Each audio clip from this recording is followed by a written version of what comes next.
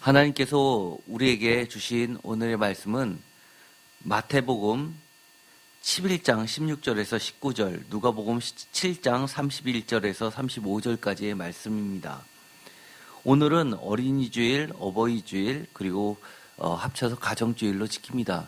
이번 주에 어린이날, 어버이날 다 있기 때문에 같은 날 지키도록 하겠습니다. 지금까지 저희가 사순절 기간 이후부터는 계속 누가복음을 해왔죠. 누가복음의 가장 큰 특징, 첫 번째는 예수를 길로서 표현했다는 겁니다. 예수의 사역을 전체적으로 그 인생을 길로서, 그래서 우리가 예수의 길을 쫓아가는 겁니다. 또 한 가지, 제가 자세히는 말씀드리지 않고 아주 가볍게 지나간 말이 있는데요. 학계에서는 굉장히 중요한 게 생각하는, 마태, 마가, 누가복음이 비슷하지만 마태복음은 교회의 책이라고 해서 신약성경 맨 처음에 나왔으니까 중요할 수밖에 없습니다. 마가복음은 공간복음서에 제일 먼저 기록된 복음서이기 때문에 또 중요할 수밖에 없습니다. 요한복음은 워낙 성격이 다르기 때문에 특이한 말씀이 많이 들어가 있습니다. 공간복음서에서 없는 많은 오늘날 기독교의 근간이 되고 있는 교리들의 핵심이 되는 게 대거 요한복음에 들어가 있습니다. 대표적으로 성육신, 로고스 같은 것들이 있죠. 그 중간에 낀 누가복음은 참 애매합니다. 그럼에도 불구하고 이 누가복음의 학계에서는 사실 마태복음보다 더 주목을 받았습니다. 그 이유가 누가복음은 마태복음과 누가복음의 근간이 되고 있는, 아직도 드러나지 않은, 밝혀지지 않은, 학계에서만 추정해서 학문적으로 밝혀낸 큐 복음서라는 것을 그대로 따르고 있기 때문에 중요합니다. 그래서 누가복음이 어떻게 구성됐냐라고 하면 마가복음을 우선적으로 봅니다. 마가복음의 기본적인 자료 더하기 큐라는 복음서를 그대로, 그 다음에 누가복음의 고유 자료, 누가복음에 나와 있는 자료들만을 살을 붙여서 현재 누가복음이 태어났다고 이렇게 보는 겁니다. 그런데 지금까지 예수의 길에 해당하는 복음서 내용들을 살펴본 것은 누가복음 9장 51절부터였습니다. 그런데 오늘은 어린이 주일이다 보니까 잠깐 그 흐름을 벗어나서 어린이에 관련된 말씀이 이 큐라는 복음서에 들어가 있는 게 있습니다. 오늘 읽었었던 말씀, 누가복음 7장 31절에서 35절까지 있는 아주 귀한 말씀이 들어가 있습니다. 다 함께 읽어보도록 하겠습니다. 32절입니다. 다 같이 읽겠습니다. 비유하건대 아이들이 장터에 앉아 서로 불러 이르되 우리가 너희를 향하여 피리를 불어도 너희가 춤추지 않고 우리가 곡하여도 너희가 울지 아니하였다 함과 같도다. 아멘. 사실 여러분들은 이 본문을 설교로 해서 한 것들을 별로 들어보진 못했을 겁니다. 그런데 이 짤막한 이 구는 사실 매우 중요할 뿐만 아니라 너무나 감동적인 말씀입니다. 여러분들은 어떨지 모르겠습니다. 저는 이 구절이 잊혀지지가 않습니다. 저의 후배이기도 하지만 저보다 먼저 목사 안수를 받으신 조도영 목사님이라고 여러분 알고 계시는 분들 계실 겁니다. 얼마나 사람이 진실한지요. 경희대 법대를 나왔는데 로스쿨을 진학하려다가 포기하고 신학교를 가가지고 지금이 목사님이 되셨습니다. 그런데 저보다 1년 먼저 목사님이 안수를 받으셨는데 저도 같은 연애였으니까 목사 안수실 하는데 저도 있었습니다. 그런데 그때는 목사 안수 받는 분들이 한 명 한 명 다 나와서 영상으로 자기소개를 하고, 그리고 가장 좋아하는 말씀, 목회를 하게 된 배경, 그리고 자신의 목회 목적 이런 것들을 짤막하게 얘기하는 영상이 틀어졌습니다. 그런데 이 조도영 목사님께서 이렇게 자기의 목사가 되면서 이 목표를 가장 사랑하는 구절을 이것을 들었습니다. 아이들이 장터에 앉아 서로 노래를 서로 부르되 우리가 너희를 향하여 피리를 불어도 너희가 춤추지 않고 우리가 곡하여도 너희가 울지 아니하였다 함과 같도다라는 이 성경 구절을 가장 좋아한다고 얘기하면서 자신은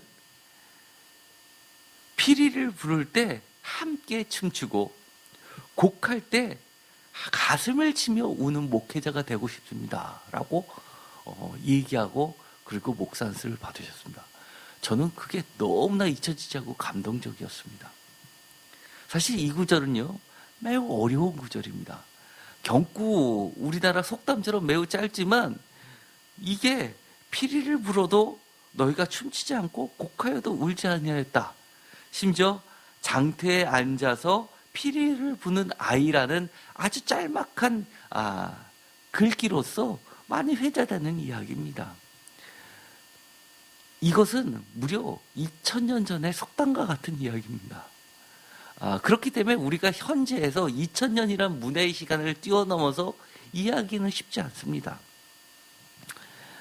그런데 여기 보면 주목을 끄는 이야기가 있습니다. 아이들이라는 겁니다.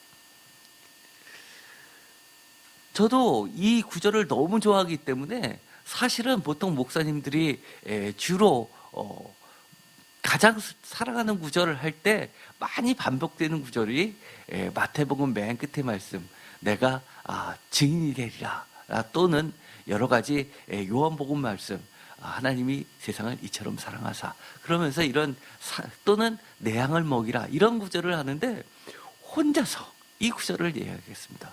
그런데 저는 너무나 이 말씀을 평소에 좋아했던 사람으로서 저 목사님은 정말 하나님이 기뻐하시는 참된 종이 되겠구나라는 생각을 했습니다.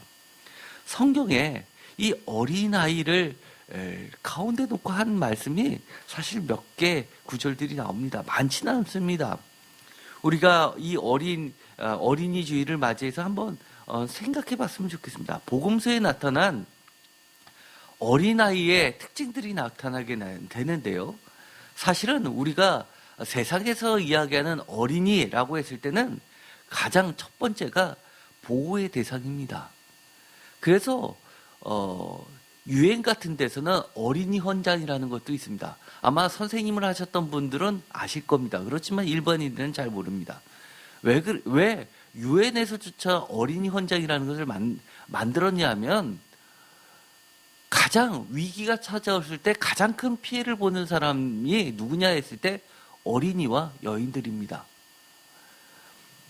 대표적으로 세계 1차, 2차 대전을 겪으면서 가장 많이 죽은 사람, 심지어 전쟁에 나가서 싸우던 군인들보다도 더 많은 몇 배에 해당하는 숫자가 사실 어린이였습니다. 대표적으로 1차, 2차 세계대전을 이야기하지 않고 우리나라의 6.25 사변만 하더라도 가장 많은 죽은 사람의 숫자에 들어가는 게 어린이, 그 다음에 여인들, 그리고 나이 드신 분들입니다. 힘없는 자들입니다. 뿐만 아니라 지금처럼 팬데믹, 전 세계에 걸친 질병이 발생했을 때, 예를 들어서 지금과 같은 코로나19라든지 아니면 대재앙이라고 부르는 여러 가지 괴질들이 발생했을 때, 흑사병 같은 때 번졌을 때, 그리고 말라리아, 또 에이즈는 대상이 성인에서부터 발생했지만 사실은 제일 많이 죽은 인원도 바로 어린이들이었습니다. 특히 아프리카의 어린이들. 그뿐만 아닙니다. 기근이 발생해도 제일 많이 죽는 사람은 어린이입니다. 그렇기 때문에 기본적으로 복음서가 아니라 구약 전체적으로 성경 전체적으로 볼 때 하나님은 자신을 뭐라고 표현하고 있냐면 어린이와 그 고아와 과부의 아버지라고 부르는 겁니다. 그것이 기독교의 위대한 사상입니다. 그래서 복음서에 보면 이 보호의 대상은 기본인데 아주 독특성이라고 하는 것은 세상에서 이야기는 이 보호의 대상을 뛰어넘어서 세상의 중심으로 놓고 있다는 겁니다.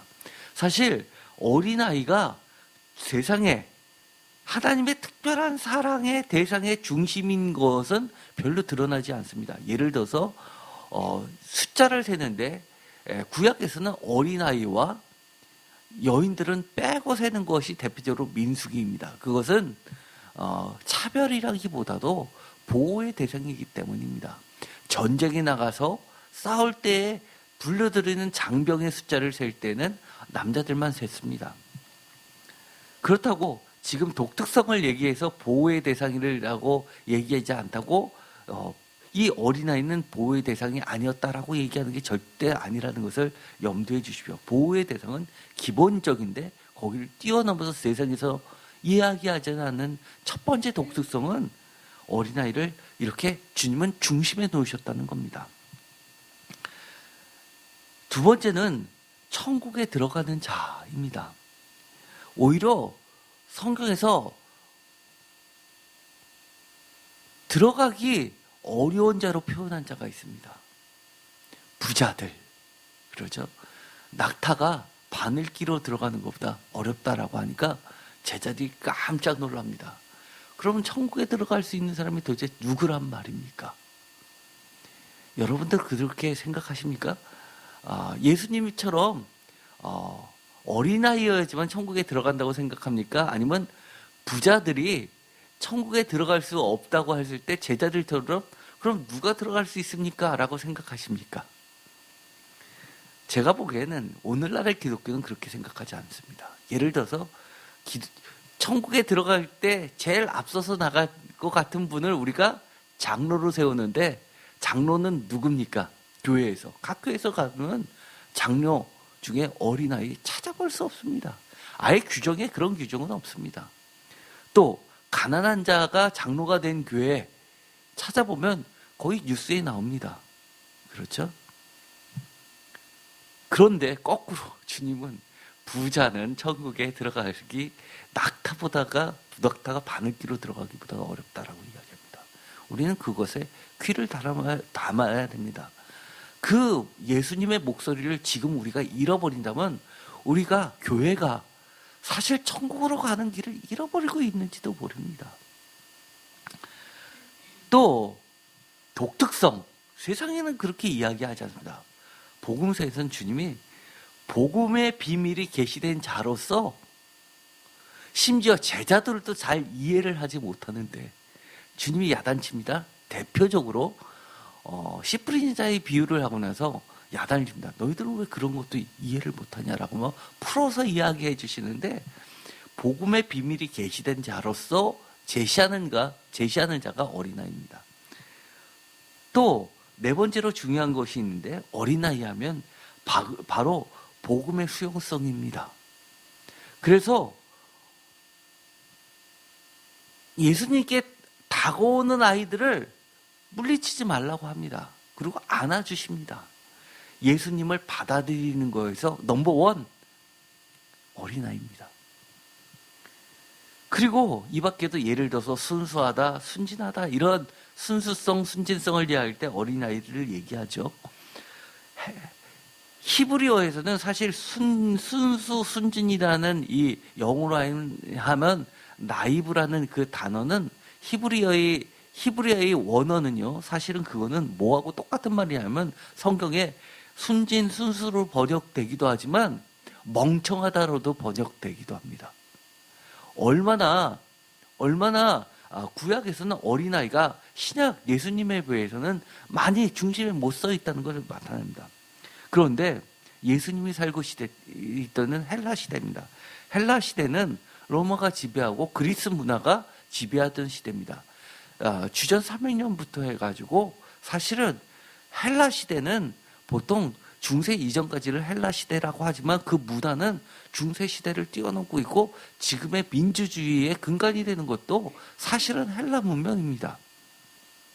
대표적으로 의회, 이것은 로마 시대 때 원로원들을 그대로 답습한 것이죠. 그 헬라 시대 때에서는 이 어린아이의 독특성은 뭐냐면요, 성경에도 일부 남아있는 것이 있습니다. 남성이라는 히브리어나 헬라어는 분명히 성이 있습니다. 독일어처럼 남성, 여성이 있습니다. 그런데 아이는요, 중성을 씁니다. 그 이야기는 남성도 아니고 여성도 아니고 중성이라는 이야기는 어린아이는 무차별성을 이야기합니다.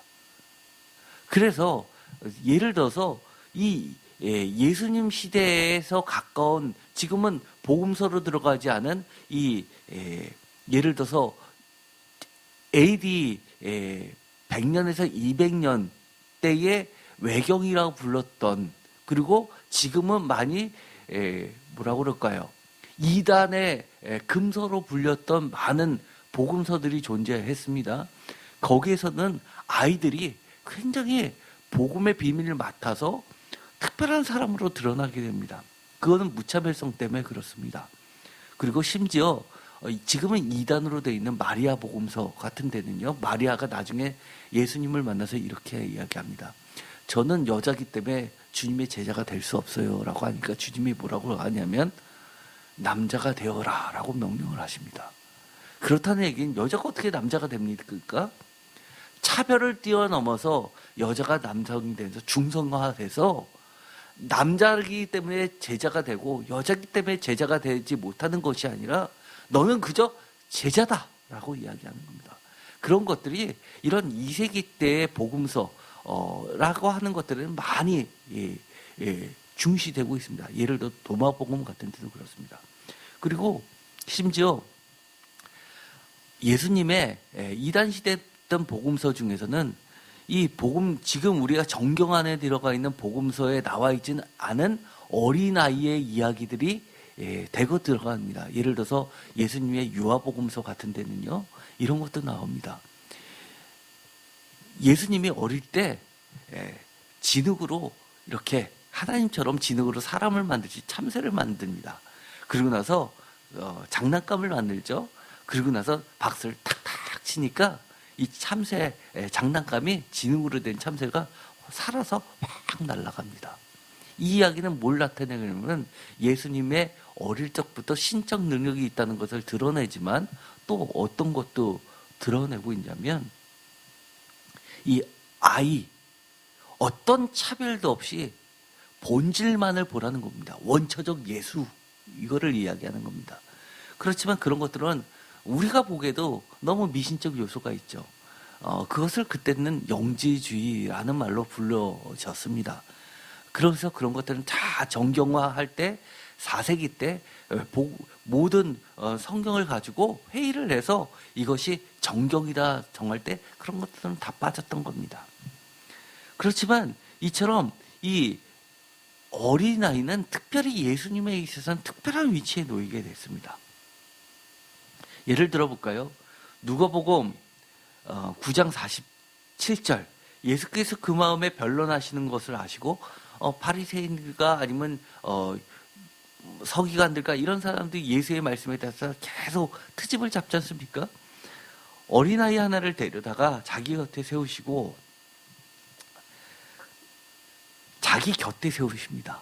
그리고 9장 48절에 보면 그들에게 이르시되, 다 같이 읽을까요? 누구든지 내 이름으로 이런 어린아이를 영접하면 곧 나를 영접함이요, 또 누구든지 나를 영접하면 곧 나를 보내신 이를 영접함이라. 너희 모든 사람 중에 가장 작은 그가 큰 자니라. 아멘. 이것이 예수님이 알려주신 어린아이의 독특성입니다. 사실 저는 이 구절을 너무 좋아합니다. 그래서 가끔 우리 어린 아이들이 우리 세임교회 잠깐 오지 않습니까? 그러면 막 돌아다닙니다. 그런데 저는 그게 전혀 싫지가 않습니다. 제가 심지어 설교가 조금 못해도 어떻습니까? 그 아이들을 보면 적응이 따로 없는 듯합니다. 우리가 나이가 들면 들수록 어린아이가 된다고 합니다. 여러 가지 이유가 있겠지요. 그러나 정말 천국을 소유한 사람들은 그렇게 될 수밖에 없는 것 같습니다. 여기서 9장 48절에서 가장 중심이 되는 것은요, 바로 어린아이가 예수님을 빨리 받아들이는, 복음을 빨리 받아들이는 그 수용성이 있습니다. 어른들은요, 머리가 커져가지고 이것저것 따집니다. 맞네, 틀리네. 그렇지만 어린아이들은 받아들이는 즉시 기뻐하고 이 믿음을 가지게 됩니다. 제가 전에도 이야기한 적이 있었죠. 어린아이들이 얼마나 믿음이 좋은가 하면 말하는 즉시 그대로 믿습니다.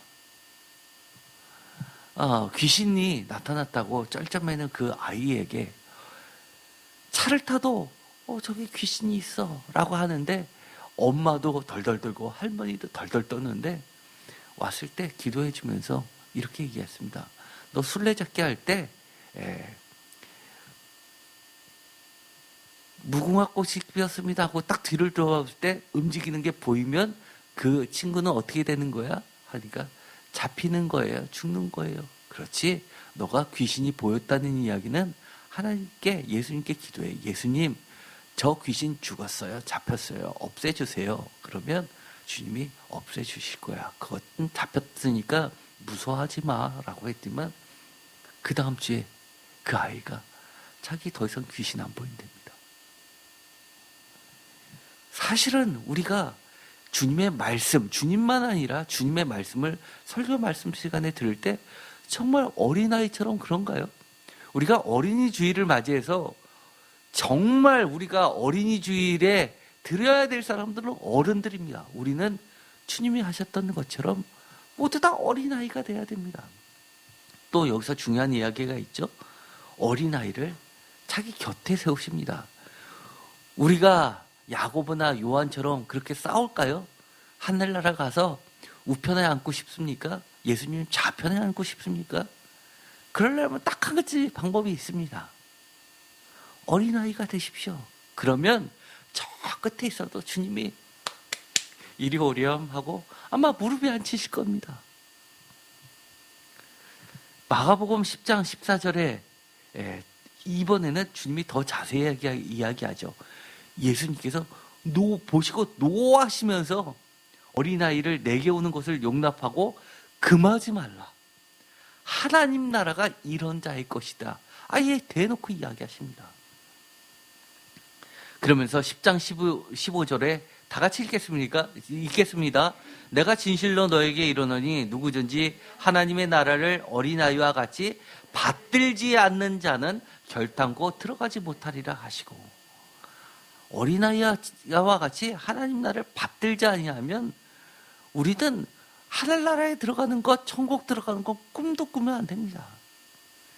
마가복음 10장 16절 그 어린아이를 안고 그들 위에 안수하시고 축복하시니라. 부럽지요? 마가복음 9장 36절, 제가 이 구절은 전에 어린이 주일 설교에도 한 적이 있습니다. 아주 이건 중요한 말씀입니다. 다 같이 읽겠습니다. 어린아이 하나를 데려다가 그들 가운데 세우시고 안으시며 제자들에게 이르시되 아멘. 사실 이 구절 때문에 유한의 어린이 헌장이 탄생한 겁니다. 어린이를 가운데 세우는 그런 노력들이 있어야 됩니다. 우리 옛날에 제가 어렸을 때만 해도 그랬습니다. 애들은 가! 그렇죠?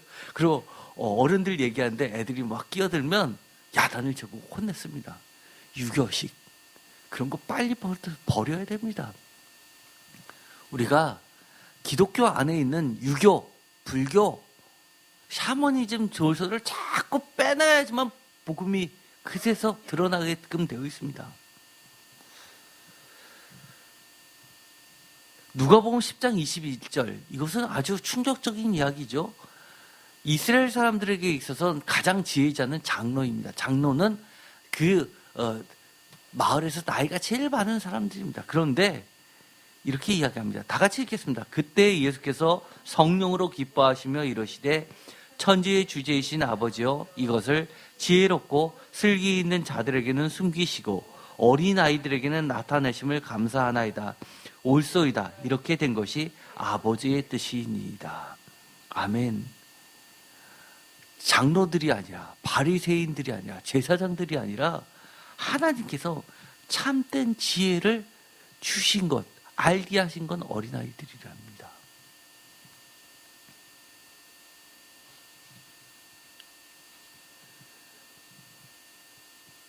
누가복음과 다른 곳에도 많이 이런 지금까지 읽었던 말씀들이 반복해서 나옵니다. 왜 나옵니까?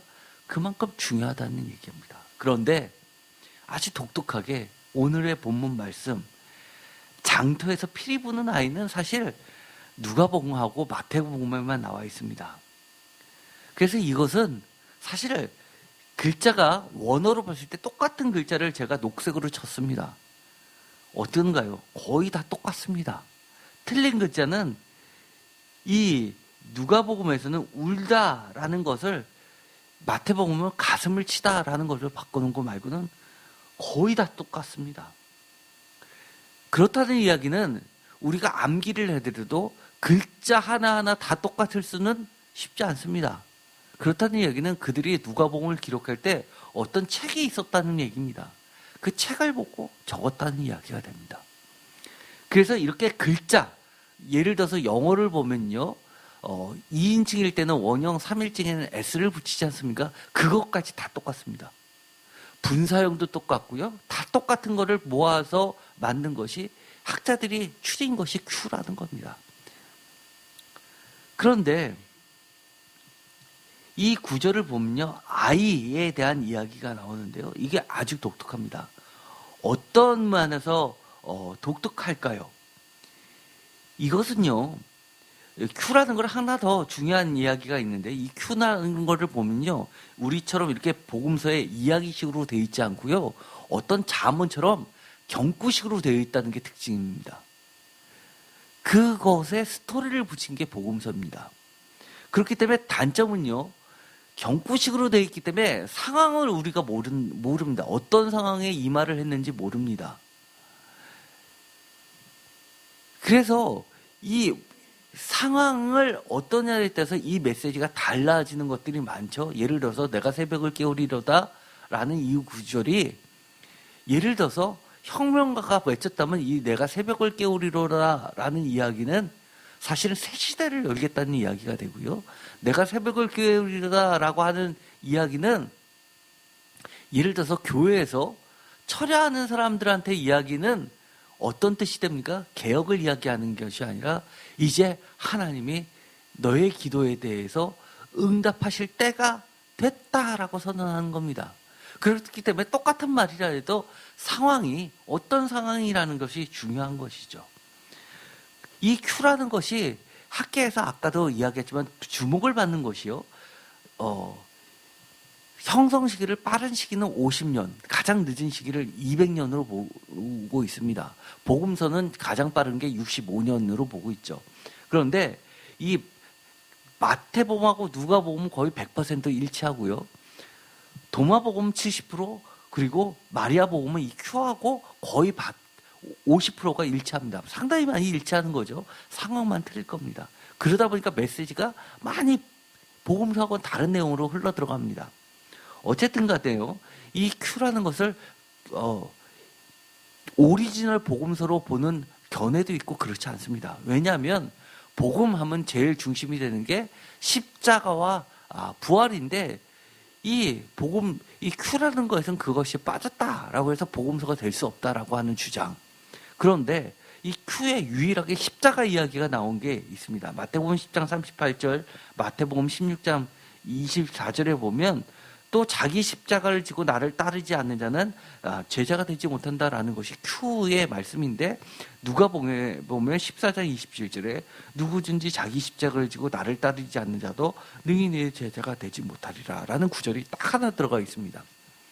그래서 이 Q를 복음서라, 어록이 아니라 그야말로 자본처럼 세잉이 아니라 가스펠로 불러라라고 주장하는 사람들은 바로 이것을 근거로 두고 있습니다.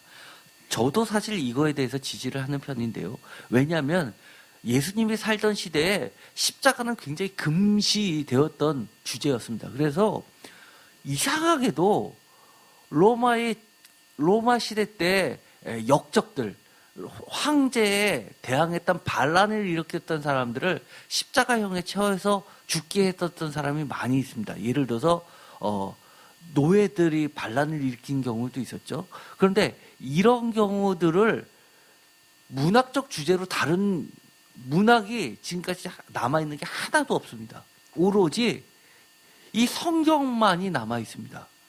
히브리 사람들에게는 이 십자가는 꺼리끼는 것이었죠.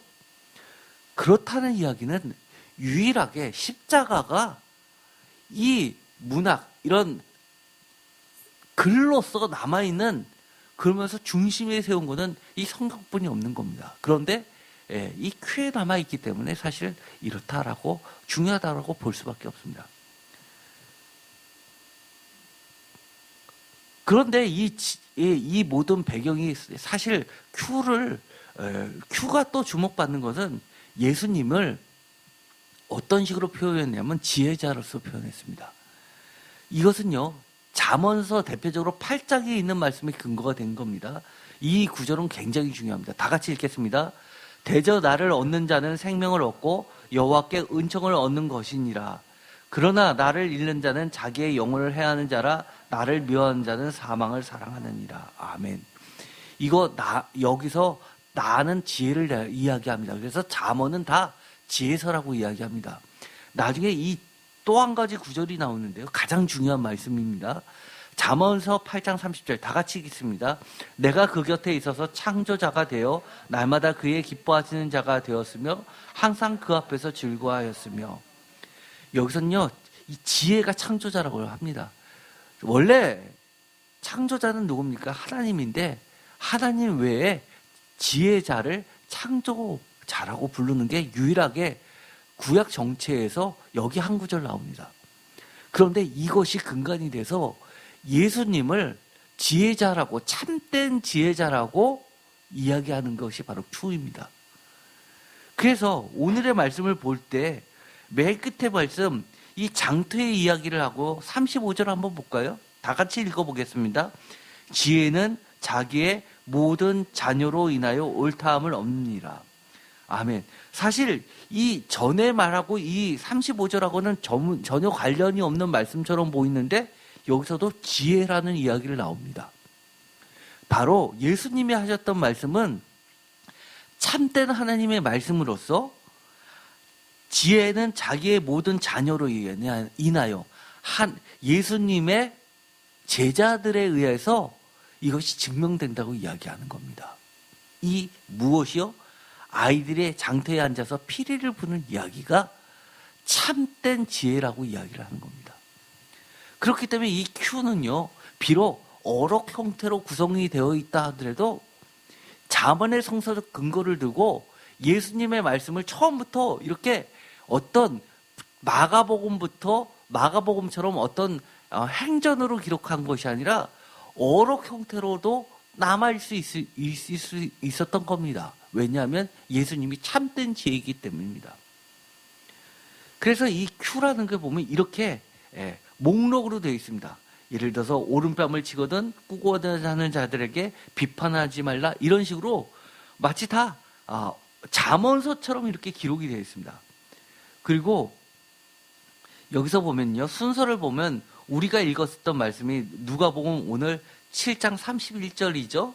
7장 31절을 보면 7장 31절에서 34절까지가 보면 마태복음 11장 16절에서 19절에서 나옵니다. 그런데 순서를 보면요, 11장 다음에 누가복음은요, 큐를 보면 3장, 6장, 그 다음에 7장, 9장, 10장, 11장, 12장, 이렇게 쭉 순서대로 나가는데요. 마가복음은 어떻게 됩니까?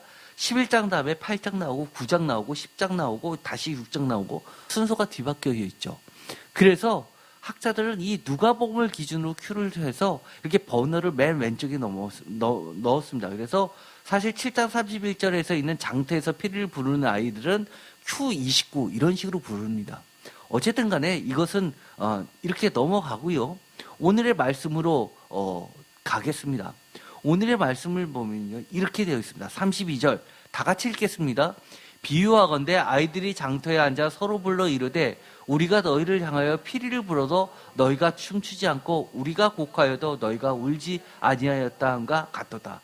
이렇게 딱 있습니다. 그런데 여기다가 비유를 하여 무엇과 같을꼬 이런 식으로 쭉 이야기를 한 겁니다. 도대체 이 이야기가 무슨 이야기였을까요? 그 뒤에 보면은 이 이야기를 해석해 놓은 곳들이 있습니다. 마태복음에는요, 아주 비슷하게 이야기를 하죠. 가슴을 친다라는 이야기는 무슨 이야기를 하냐면 이것을 해석을 한 겁니다. 울다라는 이야기를 넘어서 울면서 가슴을 칠 때 히브리 사람들은 언제 가슴을 쳤습니까? 장례식장에서 그랬다는 겁니다. 그렇다는 이야기는 피리를 불어도 춤추던 때는 언제라는 이야기입니까? 혼인식이라는 겁니다. 우리가 지금도 중동, CNN 뉴스를 보면 중동의 결혼식장을 보면요, 피를 불면서 막 행렬을 하면서 막 춤을 추는 것을 봅니다. 그건 결혼식장입니다. 반대로 가슴을 치며 애곡하는 건 장례식입니다. 이 아주 가장 기쁜 날과 가장 슬픈 날 두 개를 비교를 한 겁니다. 그런데 오늘의 말씀은요, 예수님이 아이들을 이야기하는데 그저 다른 데서 나오는 것처럼 보편적인 아이들이 아니라 특별히 장터에서 피리 부는 아이들이라고 이야기합니다. 이것을 우리가 왜 장터에 피리 부는 아이들이라고 이야기하는지 예수님의 심정, 하나님의 심정으로 오늘의 말씀을 읽어보자는 겁니다. 왜냐하면 이것만큼 하나님의 심정을 가장 잘 드러낸 구절이 없기 때문이다. 우리가 하나님의 심정, 파토스라고 하는데요, 가장 대표적으로 읽는 구절이 출애굽기 2장 24절에서 25절입니다. 출애굽 역사를 일으키게 된 동기, 그것이 바로 하나님의 감정인데요, 이겁니다. 하나님이 울고 웃는 그 감정, 심정을 이야기하는 겁니다. 대표적으로 이렇습니다. 우리가 이 하나님의 심정, 출애굽기 2장 24절에서 25절까지의 말씀은요, 아마 제가 설교를 여러 차례 했을 겁니다. 사람들이 노역에 괴로워서 하나님께 울부짖어 기도합니다. 그러자 하나님이 어떻게 하셨다고요? 그들의 소리를 들으시고 그들의 노역을 보시고 그리고 결심을 하십니다. 안타까워하시는 거죠. 바로 이 장터에 피리 부는 아이들은 어떤 걸 이야기하냐면 하나님이 심정이 드러난 겁니다. 하나님이 울고 웃을 때 피를 붑니다. 이것은 아이들이 장터에서 무슨 게임을 하는 거냐면요, 하나는 장례식 게임, 하나는 결혼식 게임입니다. 마치 우리가 어린아이들이 얼음땡 하는 겁니다. 얼음 하면 다 같이 얼음합니다. 멈춰섭니다. 땡 하면 막 움직입니다. 그런데 얼음 하는데 움직이면 걸리죠.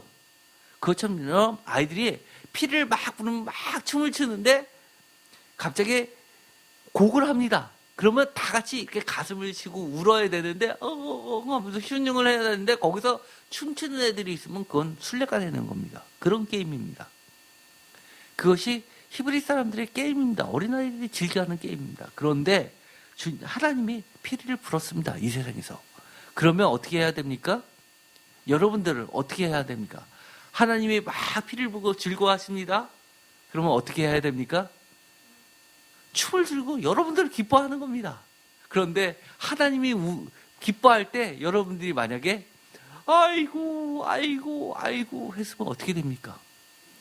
다음에 주님이 너무너무 슬퍼가지고 가슴을 치면서 내가 내 아들을 잃었어 그러면서 십자가의 어린 양을 생각하면서 가슴을 치는데 여러분들이 갑자기 춤을 치면서 오 이러면 어떻게 됩니까? 그것은 하나님의 적이 되는 겁니다.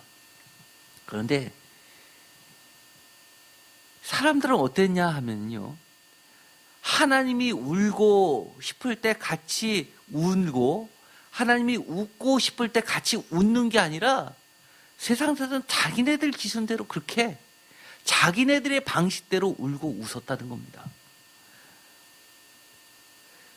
그래서 이 구절은요, 세상의 방식이 아닌 좁은 길로만 들어갈 수 있는 하나님의 방식, 즉 예수 그리스도의 십자가와 부활과 승천과 그리고 다시 오실 재림에까지 이어지는 하나님 나라의 완성이라는 커다란 주제 가운데에서 그 길을 따르는 복음, 방식을 따르라는 이야기입니다. 그런데 세상 사람들은 거기를 가기 싫어했습니다. 그래서 자신의 방식을 고집하는 겁니다. 세상의 방식입니다. 세례요한이 어떻게 했습니까? 오늘의 말씀을 한번 볼까요? 33절입니다. 세례 요한이 와서 떡도 먹지 아니하며 포도주도 마시지 아니하매 다 같이 읽겠습니다. 너희 말이 귀신이 들렸다 하더니.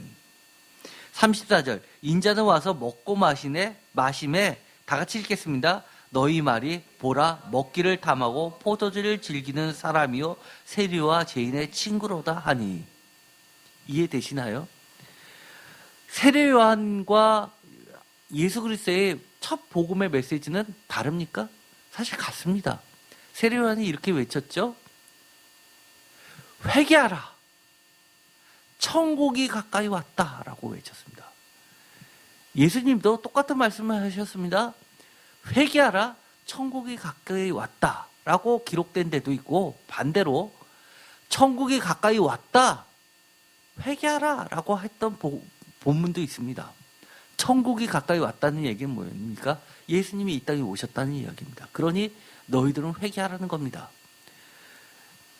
세례요한 아직 예수님이 오시기 전에 회개하라 천국이 가까이 왔다라고 하는 것은 모두 다 세례요한을 포함하면서 다 뭐라는 얘기입니까? 죄인이라는 얘기입니다. 우리는 회개해서 주님의 가시는 길에 평탄케 해야 됩니다. 그런데 그 회개의 메시지를 세례요한은 어떻게까지 승화를 시켰냐 하면 스스로 죄인의 회개와 금식을 했습니다. 그리고 기도를 했습니다. 세례를 베풀었습니다. 그리고 광야에서 무소유의 극도의 경건의 신앙생활을 했습니다. 그러자 예루살렘의 기득 세력들이 뭐라고 얘기했습니까? 오늘의 말씀을 보니까 귀신이 들렸다라고 합니다. 아유, 세상에서 신앙생활 할 때 하나님을 때 왜 그렇게까지 해야 돼? 미쳤어. 우리들도 그런 얘기 하지 않습니까? 예수님을 믿어도 적당히 믿어야지. 미친 사람처럼 그렇게 하면 돼. 예수이 미쳤구만.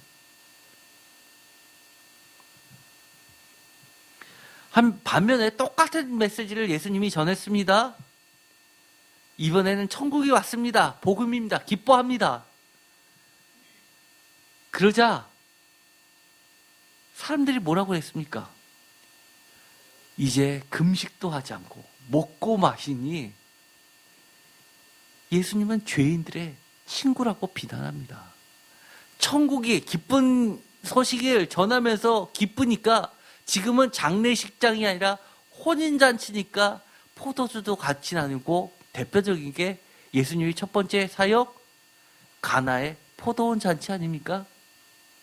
포도원 잔치가 물로 포도주로 만든 기적 이야기 아닙니까? 기쁨의 내용입니다. 그런데 하나님을 잘 믿는다는 사람들을 일수록 자신의 믿던 방식을 그대로 고집하면서 하나님의 피리를 부는데도 가슴을 치고 있고 비난하고 하나님의 가슴을 치고 울 때 사람들은 십자가를 보고 조롱하고 받아들이지 않는 그들이었습니다. 인자는 와서 먹고 마심에 너희 말이 보라 먹기를 탐하면 포도를 즐기는 사람이요 세리와 죄인의 친구로다 라고 그들이 이야기합니다. 이것은 그들의 이야기로 끝났으면 좋겠습니다.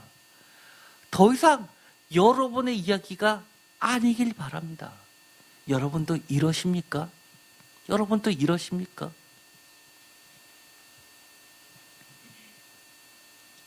마태복음도 그렇게 이야기합니다. 그러면서 지혜는 그 행한 일로 인하여 옳다함을 얻느니라 라고 누가복음하고는 약간 다르게 이야기합니다.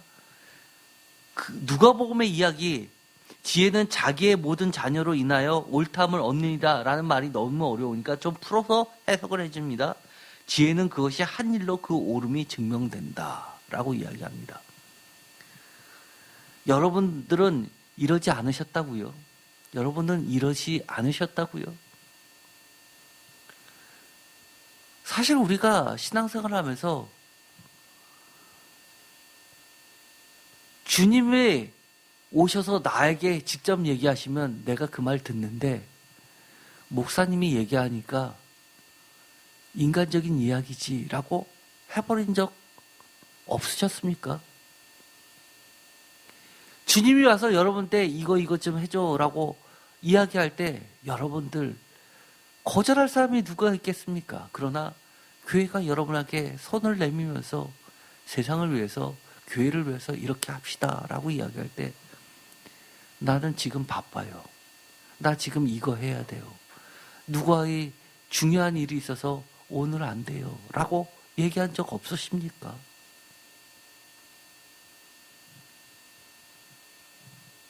하나님 나라의 역동성은요, 우리의 생각을 뛰어넘습니다.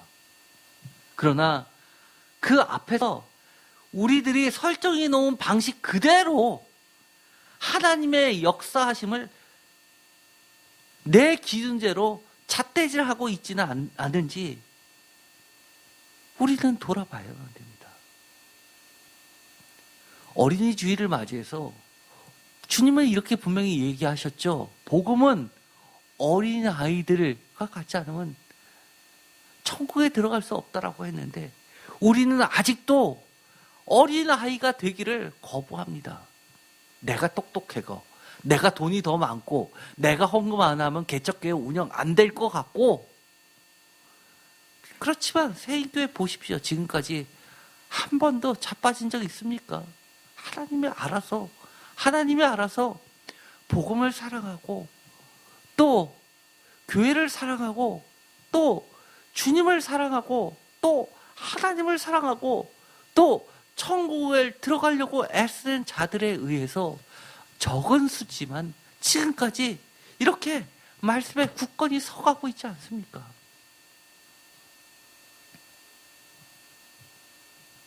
하나님 나라의 역동성은 우리의 생각을 언제나 뛰어넘습니다.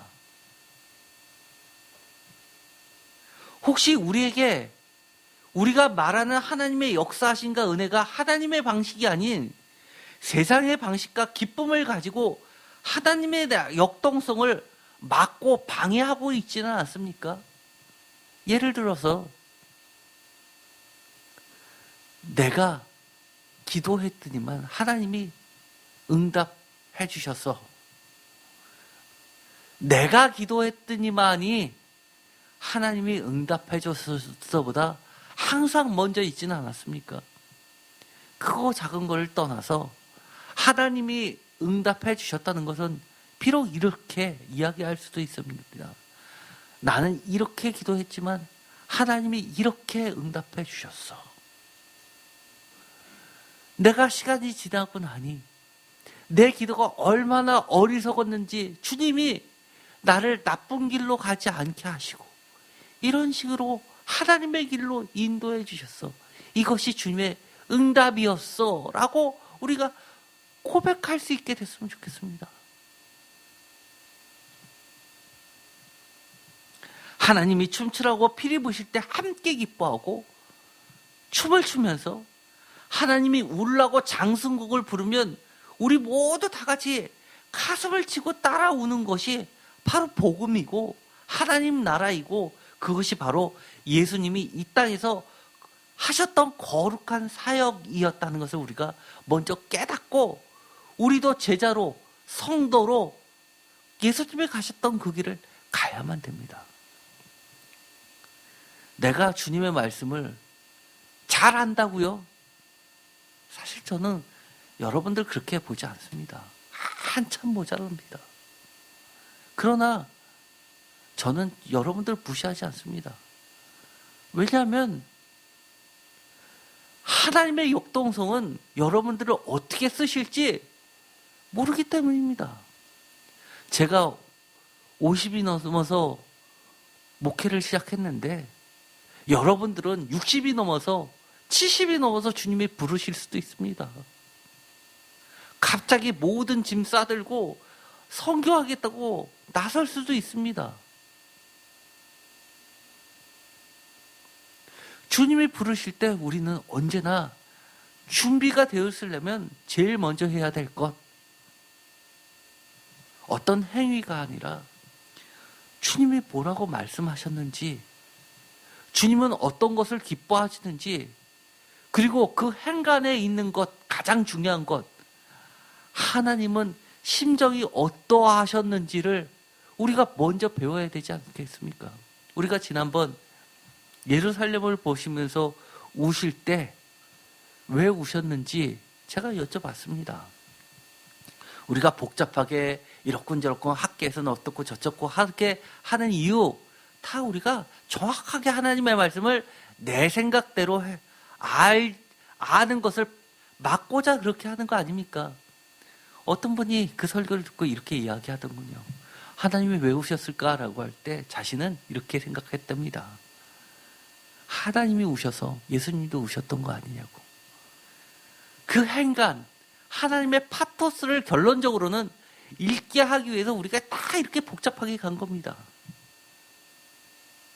아마 많은 사람들한테 이 구절 딱하니 주고 아이들이 장터에 앉아서 서로 피리를 부는데 이게 무슨 뜻이냐 라고 물어본다면 여러분들이 그들에게 주님의 심정은 이런 거였어. 이제 이것은 주님이 우리에게 이렇게 얘기해 주시는 거야. 이제 우리의 방식을 버리고 하나님의 심정으로, 예수님의 심정으로 이렇게 이 땅에서 예수님의 길을 가라는 거야 라고 여러분들이 가르쳐 주십시오.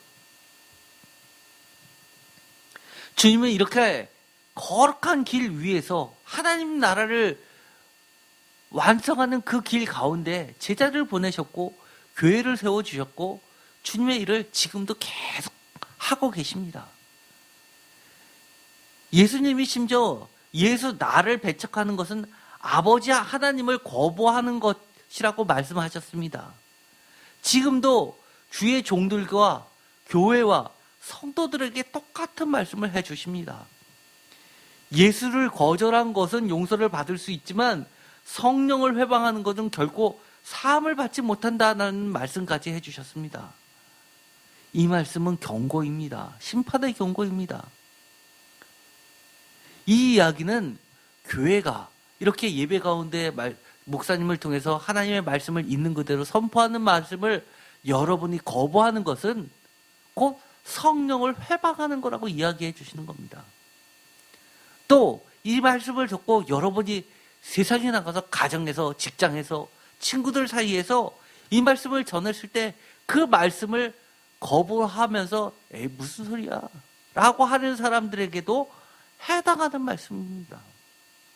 그만큼 우리는 그 책임이 무거울 수밖에 없는 겁니다. 우리는 어떻게 어린이 주일을 맞이해서 우리는 신앙생활을 해나가야 될지를 발견해야만 됩니다. 제가 결론적으로 말씀을 드리죠.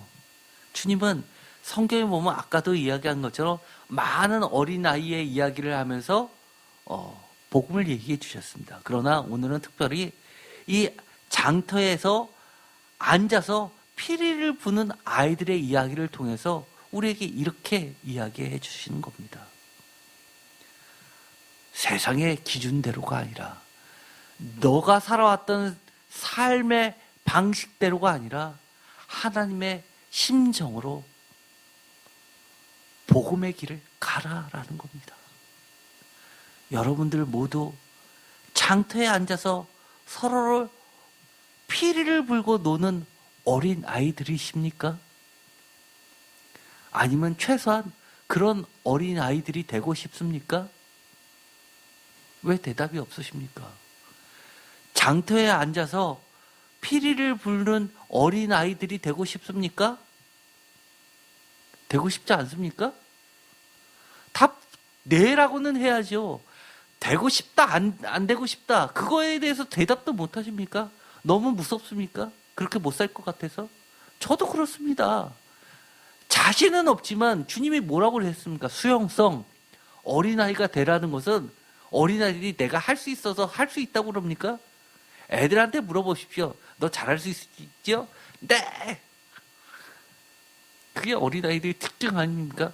제발 좀 어린아이들이 되십시오. 다시 한번 묻겠습니다. 장터에 앉아서 피리 부는 아이들이 되고 싶습니까? 아멘. 아멘. 바로 이겁니다. 아멘. 기도하고 마치겠습니다. 하나님, 감사합니다. 우리 모두가 피리를 부는, 장터에 앉아서 피리를 부는 어린아이들이 되고 싶습니다. 주님이 그렇게 만들어 주십시오. 주님의 거룩한 그 길 위에 서 있고자 합니다. 이제는 우리 심령을 성령님께서 감동 감화시켜 주셔서 하나님과 같이 피리를 불고 춤을 추고 놀고 예수님과 같이 함께 슬퍼하고 가슴을 치는 어린아이들이 모두 되게 하여 주시옵소서. 예수 그리스도의 이름으로 기도드렸습니다. 아멘.